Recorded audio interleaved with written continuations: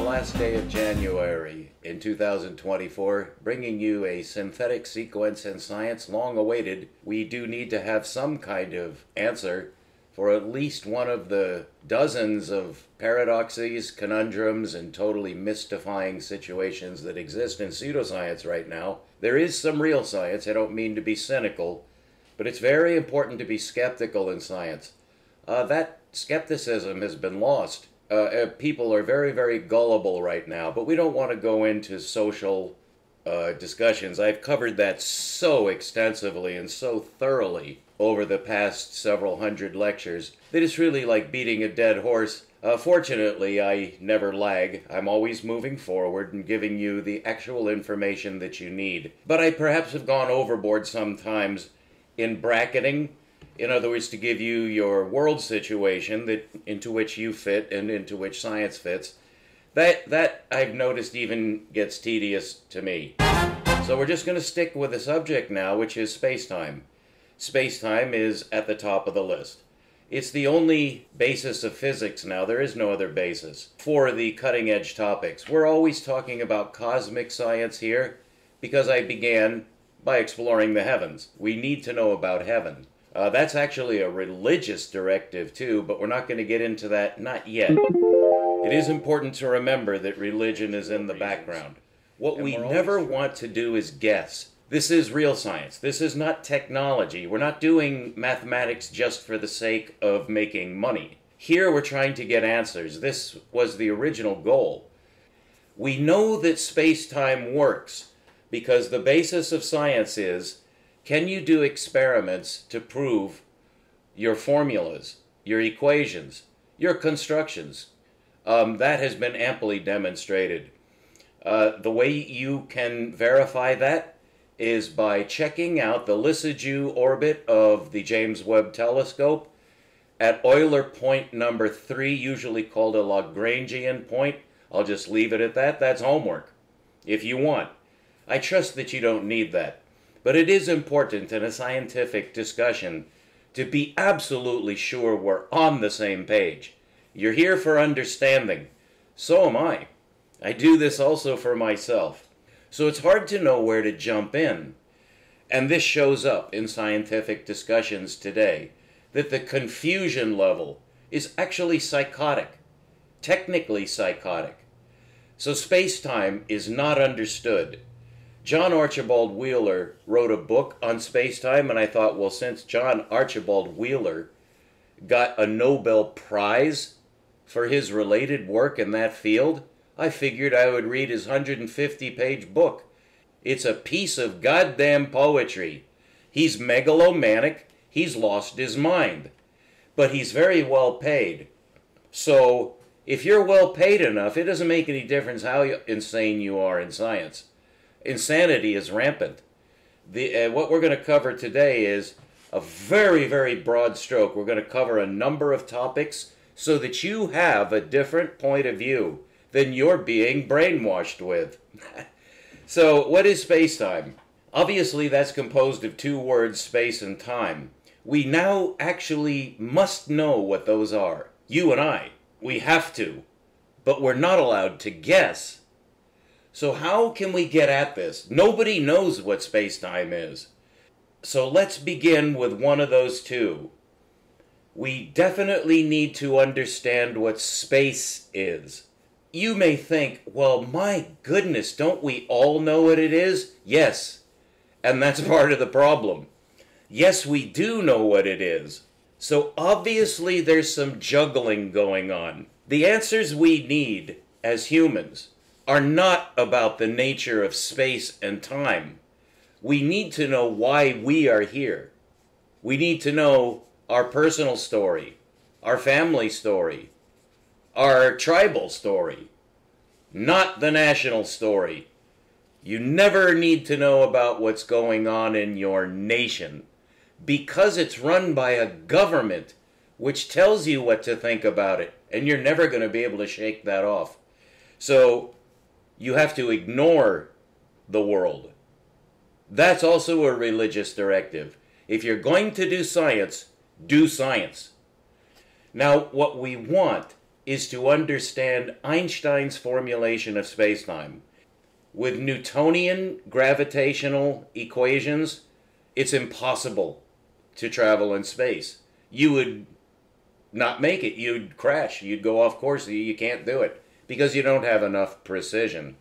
Because of the time differential in volume space, in huge space, in this case solar system space, you can't navigate all the way to Saturn if you're using Newtonian mechanics, because it's only 10 to the 7th power accurate. You need 10 to the 14th power accuracy, which you get from spacetime.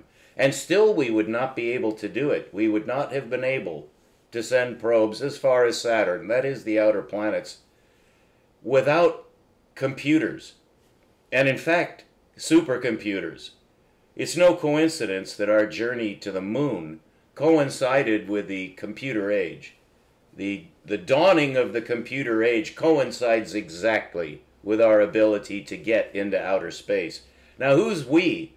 My family is not trying to get into outer space, and neither is yours, and neither is any other family. Who's trying to get into outer space?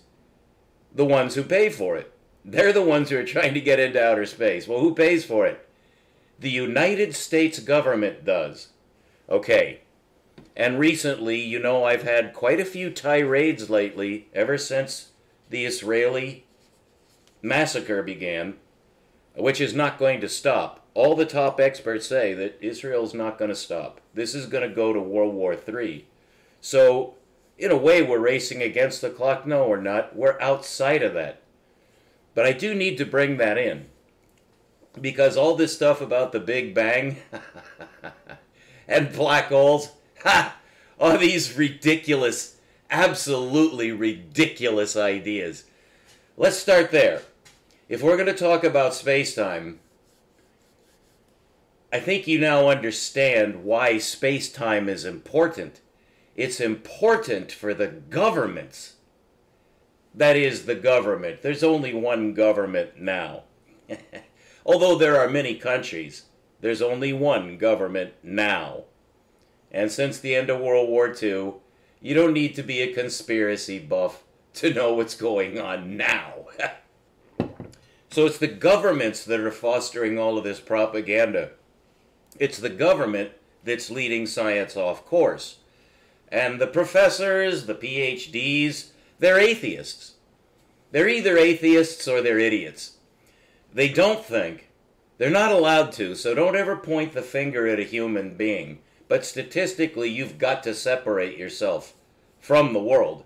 And again, that is a religious directive that's been around since really the beginning of time.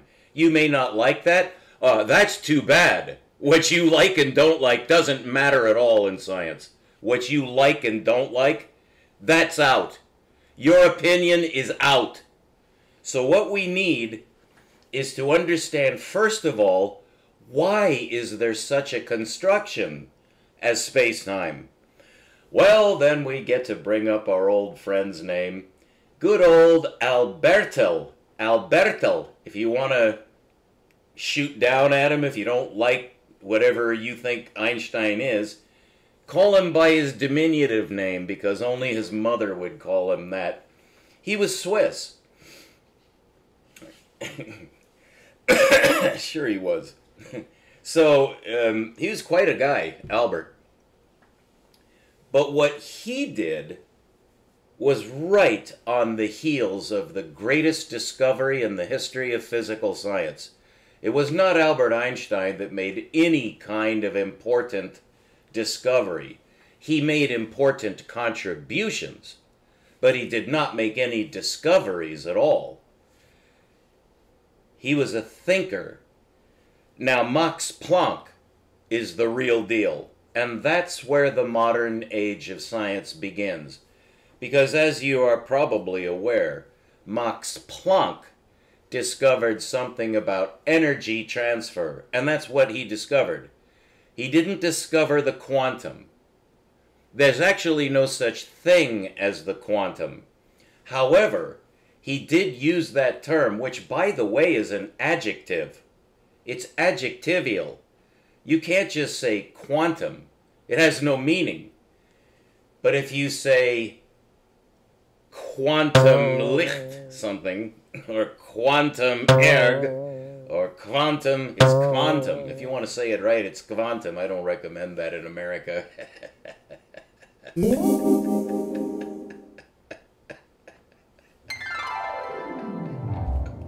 You fucking...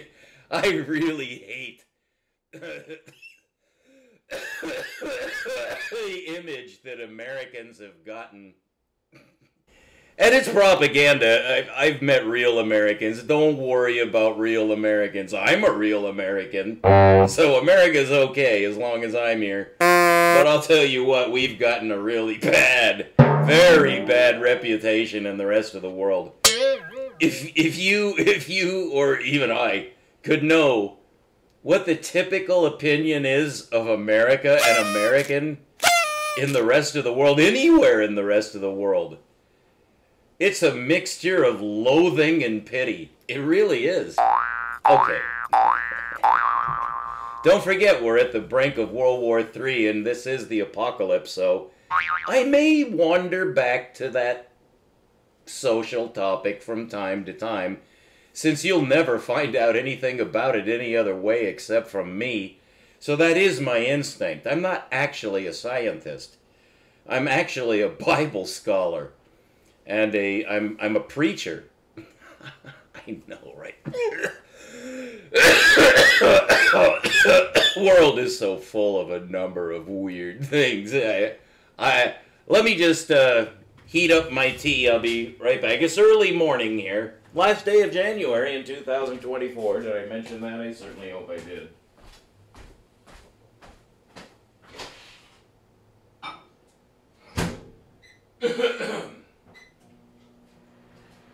One reason I talk like this is I've realized that you're such a statistical idiot and you're incapable of actually understanding anything that I say.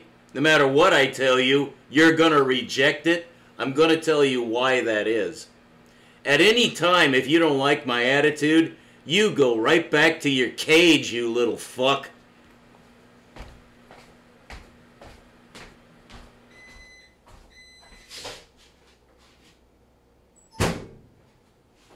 Every little breeze seemed to whisper Louise. Boys in the trees, they seem to whisper Louise. I was just listening to one of my favorite speakers. Because he's so cogent and intelligent, very unlike most presenters or anybody being interviewed on any media. His name is... His name is Norman. And he has a last name. He's a Jew. And so he has a German last name. Well, every single interviewer, which is well over half a dozen, I've seen at least 8 or 12 people who know this man, some of them intimately. They would be expected to know how to pronounce Finkelstein. S-T-E-I-N is Stein.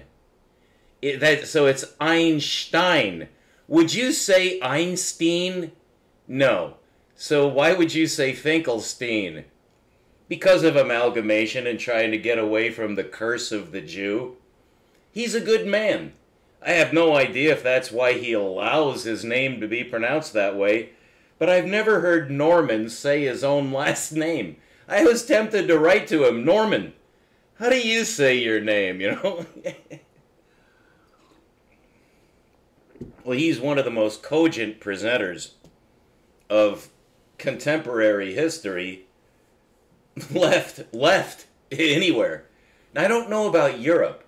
You're not allowed to know about Europe, and neither am I. We're Americans. We're forbidden from knowing anything real, and I suspect that in Italy and perhaps other countries in Europe, this would be excluding England.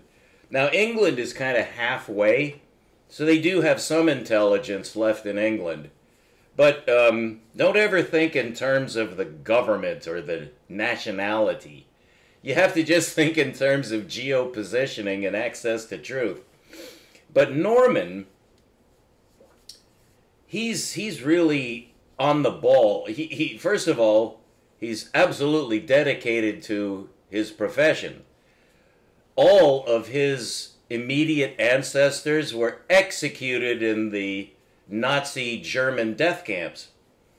And it was miraculous that either of his parents escaped. They were in the Warsaw Ghetto, and his father was sent to more than half a dozen death camps, concentration camps, and it was saved just in time, and his mother was also sent to slave labor camp. These are in modern times. That's modern Germany. That's the world we live in. It's the same world. Nothing has changed. Israel's doing it now, which is kind of ironic. But what I'm talking about is Albert Einstein. Alberto Einstein. Who was he? What did he do? Well, he had predecessors. And the man who made the great discovery that really led to the modern age, this is disregarding other things like photography and electricity and is Max Planck. Max Planck. It's not Max Planck. It's Max Planck. If you want to sound intelligent, which I don't recommend. I want to do that, but I don't recommend that to others. I'm not like you. I'm not like anybody you've ever met. And when I say that I'm a preacher and a Bible scholar, not like anyone else who calls themselves a preacher, I'm not. And as for my Bible scholarship, I actually did it. The others just play with words. And I know, because I'm the real deal. I don't want to go into this too deeply, who I am, but you're starting to get a pretty good piece of who I am, aren't you? You may have some questions like, can you even trust someone who talks like me? First of all, I don't give a living fuck if you do or not. But yes, you can. Why? A scientist always wants to know, how can I prove that? Because I'm going to give you the right answers. That's how. And if you're a scientist, you don't care who it is that's telling you the right answers. It could be the devil himself telling you the answers that you need. So let me ask you something. What are the answers that you need? This is very important and germane, so hold tight as I get through this sequence. What good does it do you to know about cosmological expansion? You know, you're going to be asked, do you believe in it or not? It's like it's a religion. Do you believe in the Big Bang or not? Does it matter what you believe? No. And that's not even a scientific question. So science has been lost somewhere. We're now in a religious phase, and it shows up everywhere. It's a continuous bombardment to someone of my sensitivity to the truth. Nobody's doing science. There's technology, sure, that's miraculous. And there is progress being made in technology. And the answer to the question, should that matter to you? Sure, it should matter to you. If you like refrigerators, if you like electric lighting, if you like having a car, or at least the ability to ride in a plane, well, yes, you're interested in that aspect of science. I am not interested in that aspect of science in the slightest degree, because it ultimately does not matter. All that is a life enhancement thing for the poor, miserable pigs that swarm this planet. You know, you've probably heard, perhaps in a nursery rhyme way back in your memory, that man was made in the image of God. Now, I know. Now you really are tempted to turn this off, because you never, ever, ever, ever want to hear that shit again. You're going to have to, because it's time to grow up. What kind of a scientist are you? What are you looking for? Well, you should be looking for the truth. That's the only reason to do science. Unless you just want to make money and be a pig. Just go back to your cage, as I like to tell Americans now. Just go back to your road rage. Just go back to your death. You're going to die, yes. So, you may have heard rumors about people who, religious people. People who know how to levitate and people who know how to save humanity. Yeah, right. People who know how to achieve moksha, satori, enlightenment, so that you can be totally fulfilled and die a happy death. That is exactly what we want. Yes! But you also know that you're not going to find it.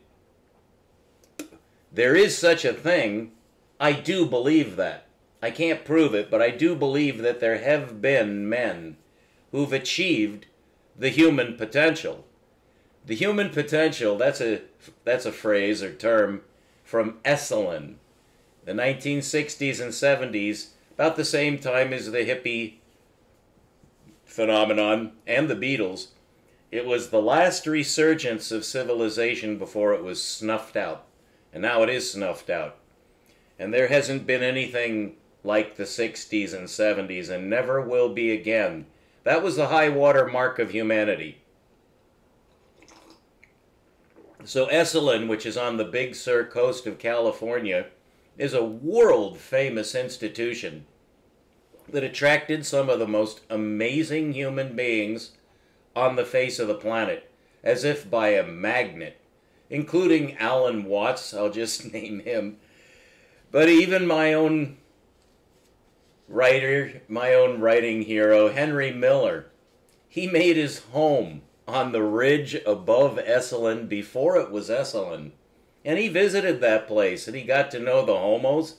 There was a homo infestation because part of the tradition that was being brought forward into Western culture, basically from the East. That's why Alan Watts and several other very Eastern-oriented thinkers showed up at Esalen. So did the homosexuals. And they actually had to be kicked out because they became militant. And homosexuality has deep-seated roots in satanic mysticism. There's a reason why homosexuality is loathed. It's extremely dangerous at a certain level because of the nature of the human body. But without getting off onto too deep of a tangent, the homosexual revolution, there's nothing good about it.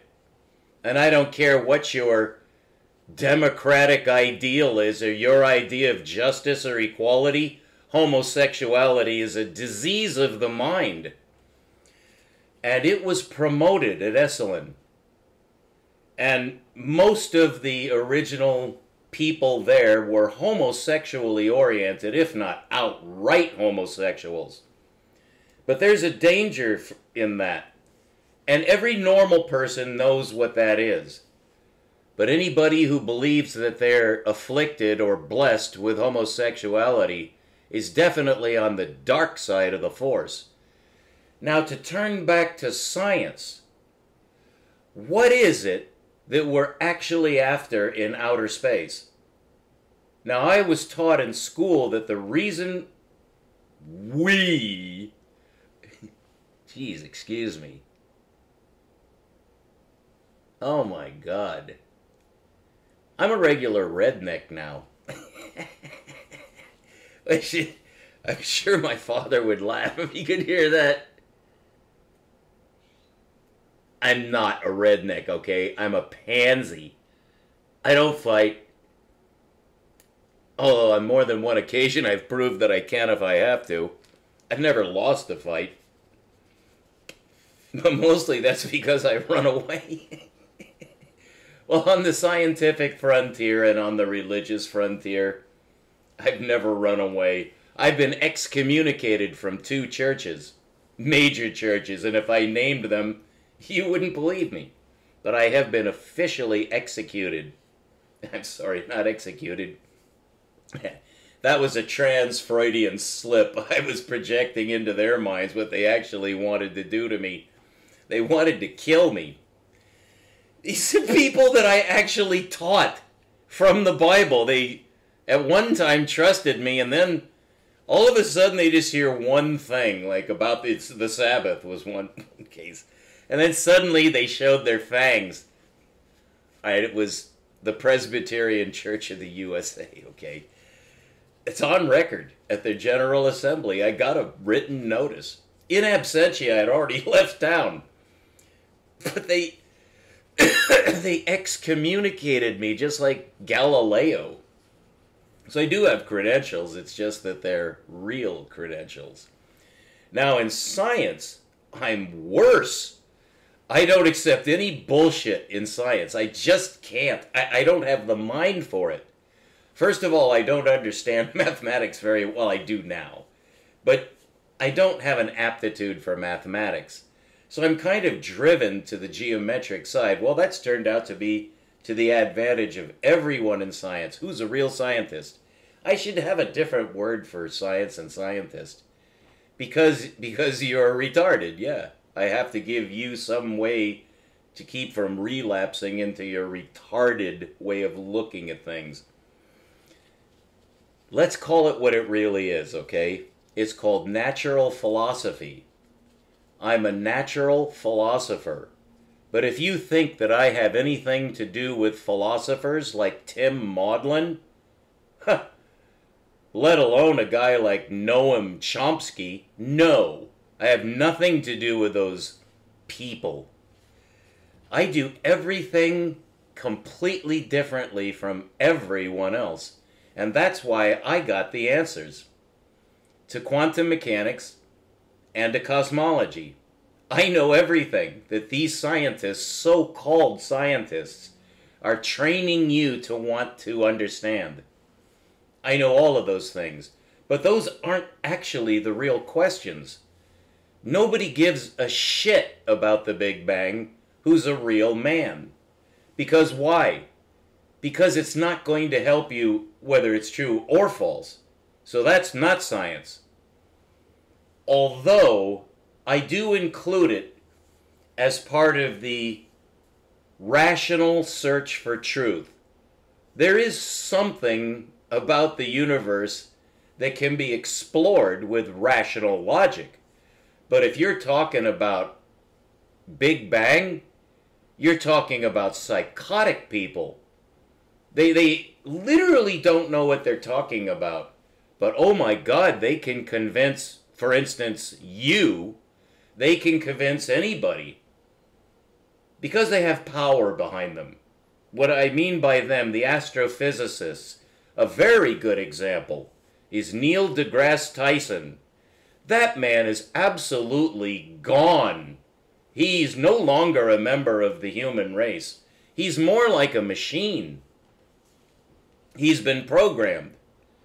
And you just take a look at the color of his skin.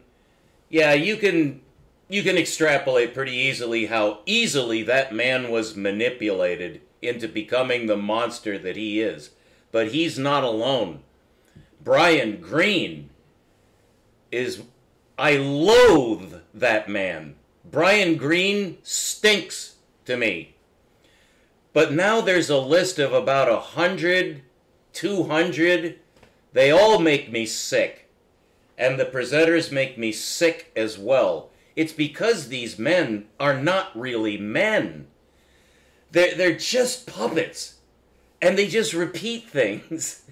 Because, of course, they're trying to make a living and make money. And in my lectures, I've defended these men. And you know, deep in my heart, I don't hate anybody. I don't hate. What I am very jealous about, though, is the actual pursuit of the truth.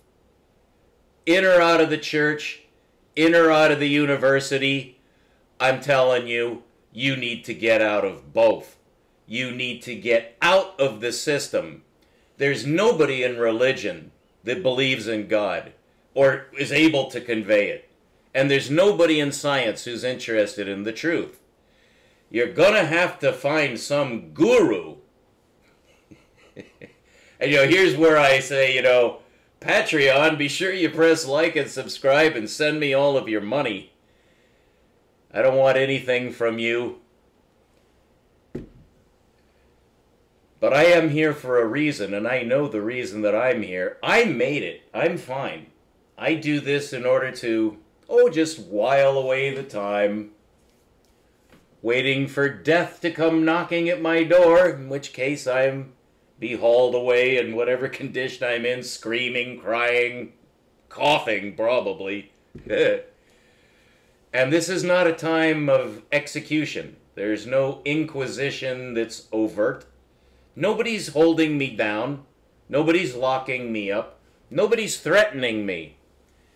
So it is kind of peculiar, even to me, that I take this instinctive approach to you to get your attention. I'm not your guru, okay? Just what I'm saying here. But it is interesting that Esalen, for instance, I use this as an example of science. Religion is an example of science. It's natural philosophy. You can take a religious approach. You can take a philosophical approach. You can take a scientific approach. But let's not call it that, because nobody knows what that really means anymore.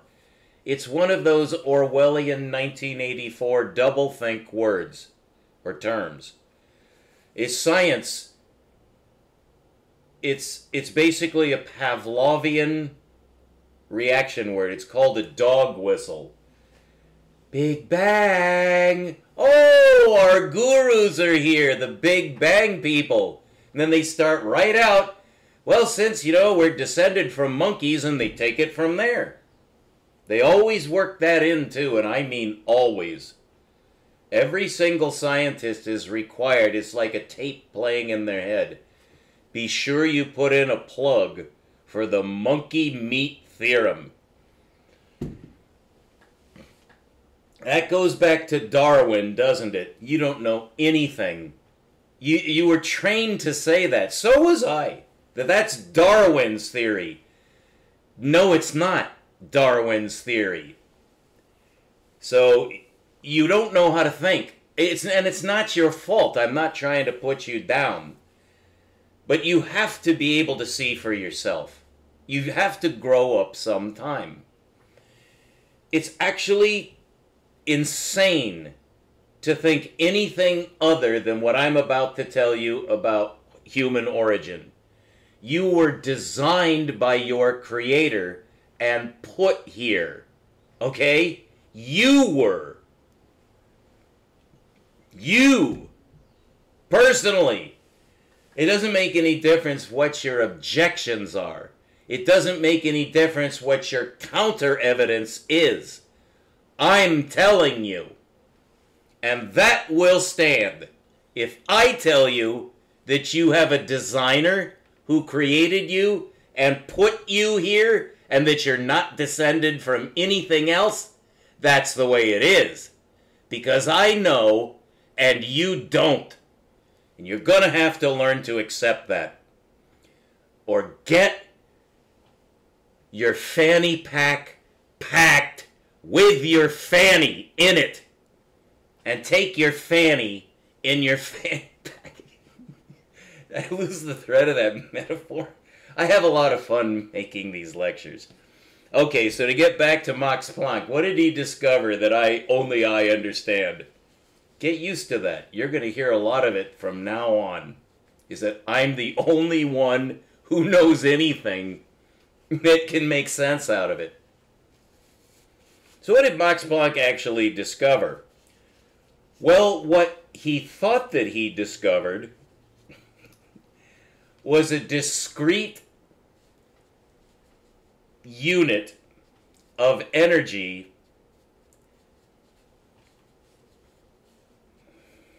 being transferred one at a time.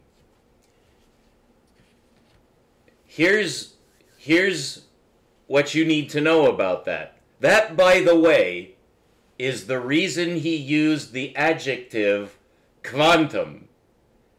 Quantum.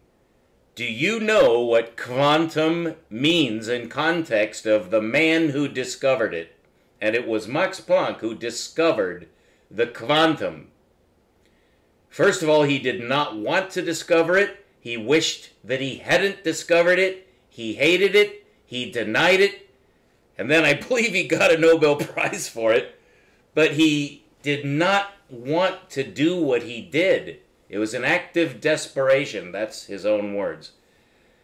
I haven't answered the question yet, but you need to be put onto the right track, or you might be shocked.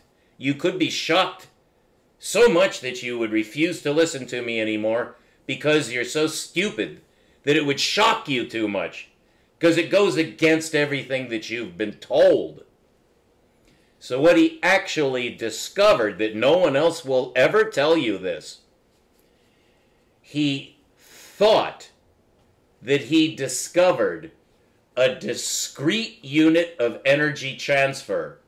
Why would that have been so significant? And why would that have shocked him? He was the one who was shocked.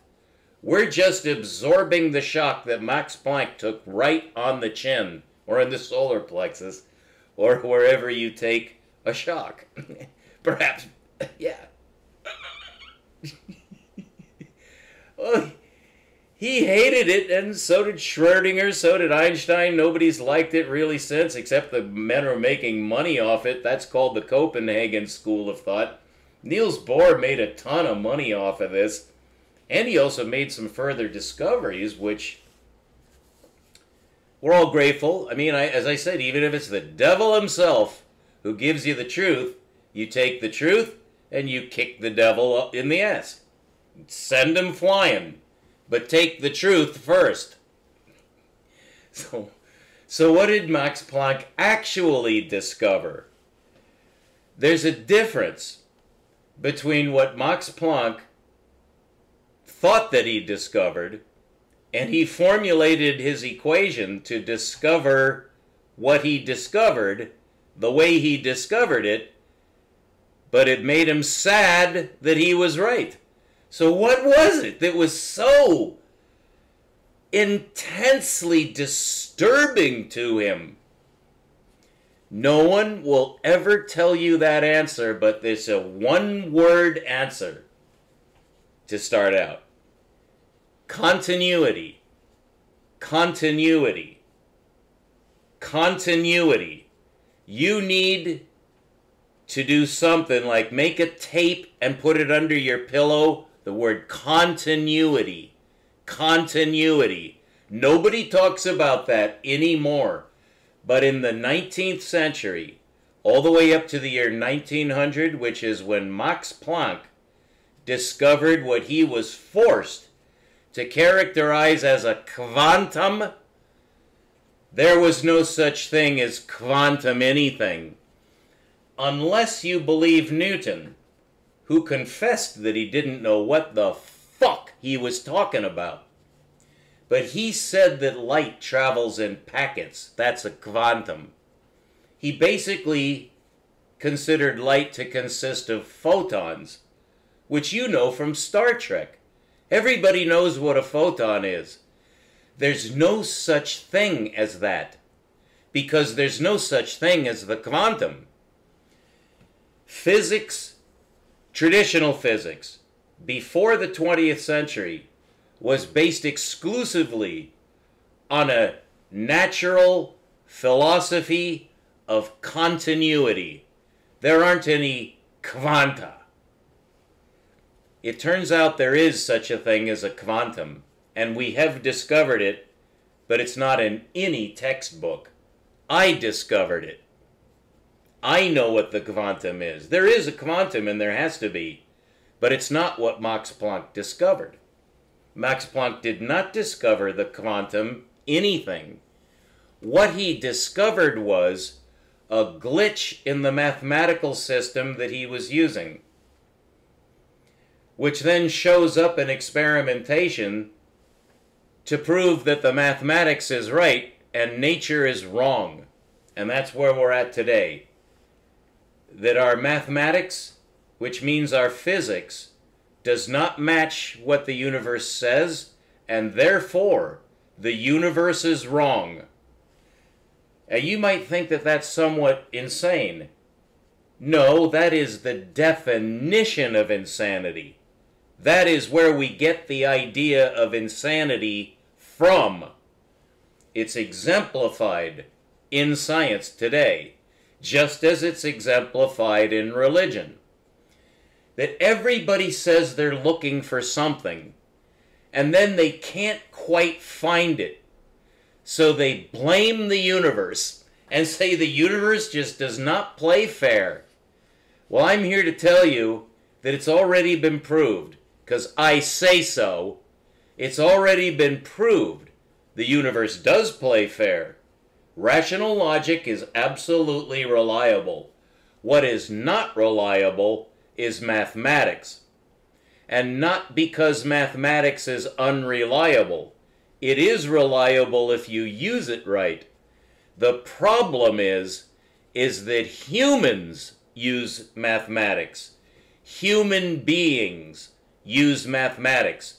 And we know nothing so well of humans as when the human body, this is more than one human. This is only when humans get together and merge their minds into a scientific corpus. Then it shows up. That even if you find what you're looking for, you will misidentify it because you're perverted. Because you're sinful, is how the Bible puts it. Not you personally, but as a group, it shows up. And then if you enlist or subscribe or are born into the group, you inherit the curse. And that's the story of modern mathematics. It is a curse. Not for technology. Yeah, that's what the maniacs say. Oh, we're making rockets, therefore we know about the universe. We're making lasers, therefore we're capable of talking about how God doesn't exist. We're making engines and medicines and progressing with our mathematics that works on Earth, and therefore we're going to start talking about consciousness, the beginning of the universe, and we're going to tell our kids they're from monkeys. You see a problem in that? Descended from monkeys. Well, what's the future then? Do you realize that there is not one single example of evolution that's ever been discovered by science? For the past 6,000 years, how many new species have you found? 6,000 years? That's only... oh, it's about 1/10,000th of the amount of the time spans they're talking about. But for evolution to be true, it would have to be continuous. No. But however, I do want to point out something about natural selection, evolution, what's called Darwinism. It's necessary if you're insane. If you've already lost your way and you are in the dark, but you don't know you're in the dark and the darkness that surrounds you, you think is light, well, then it makes perfect sense to just keep going that way. It just gets worse, in other words. It's like progressive schizophrenia or progressive split with reality. Now that science is off course, it can't get back.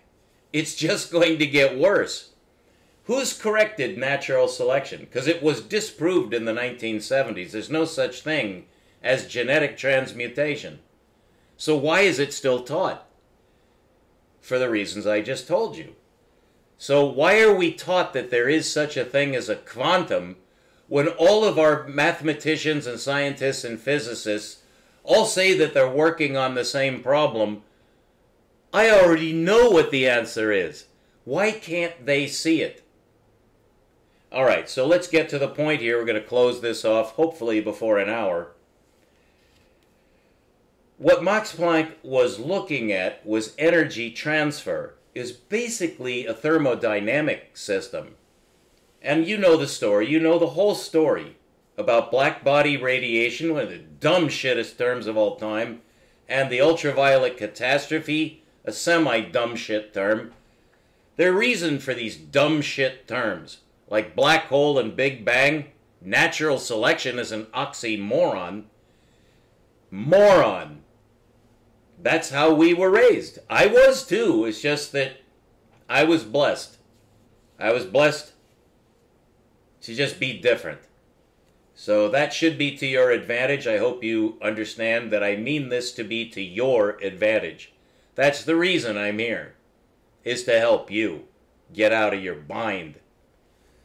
But you're not going to do it unless you have what we call in America giant cojones. You've got to become a real man.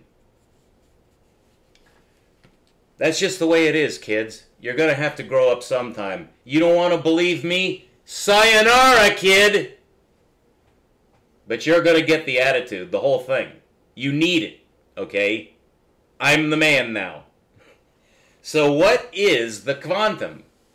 Well, first of all, you have to know what Max Planck thought it was. It was a mathematical tweak called a kludge. He changed a very small part of Wien's formula. And Wien's formula did not work to explain. It's actually, instead of calling it the black body radiation problem, which means nothing, or the ultraviolet catastrophe, which means nothing, how about we give it its scientific term? It's the correlation between heat and color. That's all it is. The correlation between heat and color. Okay? So you could call it a chromothermodynamic theory. What they were trying to do at the time of Max Planck, they being the engineers of the Industrial Revolution, were ramping up under the group minds that had just been formed explicitly for the purpose of capitalizing on the advances in technology which were going to get whoever is us, we, into outer space. It was perceived by something or somebody, even in 1900, can do it now. The group mind wanted to get into outer space for some godforsaken reason. No human ever wanted to get into outer space. That if you think that you want to go into outer space, it's because you've been brainwashed. No human wants to go to the stars. No human wants to leave this earth. Nobody wants to go to the moon. Only those goddamn Mercury Apollo monkeys trained as Marines first. Only those jackasses wanted to go. Human beings are not meant to go into outer space. But now that we're there, the wise men, we don't care how many of you killed yourselves to get us there. Even if the devil himself gives us what we want, we'll take it, but kick your ass right afterward. Thank you very much for the truth you discovered. Now get out of my sight. I don't actually do that. This is a collaborative, consensual effort. You might not think so by the way I put things. That's because I'm furious. I should be lecturing at Madison Square Gardens. I should be at the top of the list on YouTube. And I should probably be the emperor of all the Sardinias, okay? Whatever. Oh, it gets bad when you live alone. You're going to have to put up with it or get lost. So what Max Planck thought that he discovered was a mathematical tweak that solved the Wien equation and got the correct solution for the black body radiation curve, solving the ultraviolet catastrophe and the preceding infrared subcatastrophe. He got the right answer in thermodynamics. But then, and everyone was happy. And even Max was happy because he thought, he said this, so I'm not making this up, he thought he'd be able to go back later and find the right answer. In other words, he stuck some bubble gum in the carburetor to make it work. And he thought that he was going to go back later and get the bubble gum out and do something with a carburetor that was more realistic than sticking a piece of bubble gum in it. That's really what he thought he did. That is what he did. He was exactly right. But then nobody else thought that that was right. You know why? Because Max Planck got the answer that was needed for industry. He got the right answer mathematically. And the fact that he did it illegally, the fact that he broke the rules of physics to do that, nobody cares. In other words, the leaders don't care. Mr. Big doesn't care. Because Mr. Big is kind of like me. Except Mr. Big is not after the truth. Mr. Big is after money and the ability to dominate the human race. That's not what I do.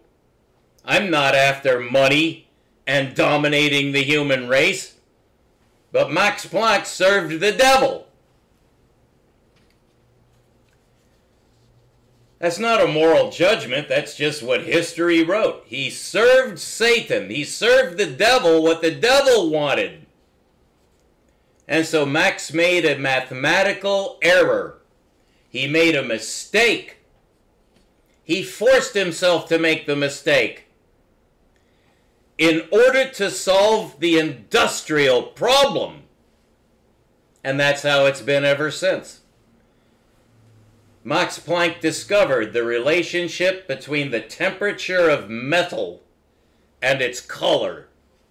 That's what he discovered.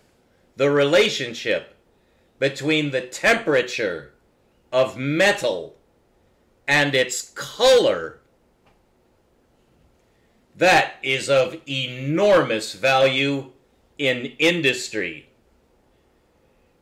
So what he called the quantum, all that means is a unit. So to answer the question that is the most important question in this lecture, and it took all this time to get to this solution nexus, what exactly is the quantum? Well, you know part of the answer, but I haven't told you the actual answer. The quantum is exactly what is not continuous. It's not continuous. What Max thought that he discovered, and that turned out to be good enough for industry, is that you can pretend. You can pretend that energy is transferred in packets. That is not true. Energy is continuous. And when energy is transferred, it's a continuous process. And it can be plotted on a curve. But since our mathematics will never support that because it's linear, linear numbers, linear mathematics, linear perception, straight lines. We don't do curves. Nobody does curves. I do, but nobody else does. And so a lie was entered into the registers of truth. And once you have a lie that firmly emplaced in the register of truth, you're going to get psychosis. So where did it begin? Where did the disease that you see all around you now, Lex Friedman, Brian Greene, Sean Carroll, Neil deGrasse Tyson, maniacs, idiots, where did they get their shit-headed ideas from? It began with Max Planck, who assumed that his mistake was a mistake and he was right, but then he was talked out of it. And he remained a bitter man until his miserable death.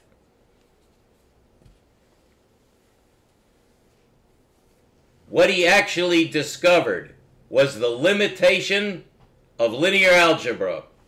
In conjunction with that, he discovered the limit of perceptibility of the human organism.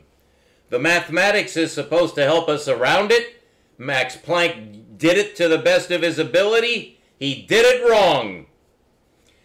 He could not see what was actually going on at what is now called the quantum level.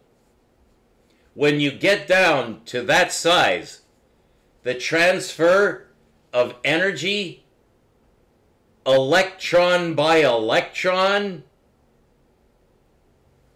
you're going to endure an illusion. The illusion of quantization. And there's no such thing as the quantum, such as Max Planck discovered. He made an error that just happened to satisfy an industrial need. Energy is a continuous function. There's no such thing as a quantum, and there's no such thing as a photon. But I'll tell you what there is, and here's where we're going to begin in the next lecture. There is such a thing as an electron. And only I know what that thing is. The electron. And that'll be in the next lecture. But now you know what the quantum is. No, you don't. You're going to need a lot more information than I've given you thus far. That's why I take an attitude. Because you're either going to pay attention to me from now on, or you're never going to know anything. Susanna Galactic will be right back. Don't forget to keep looking up. Stay tuned.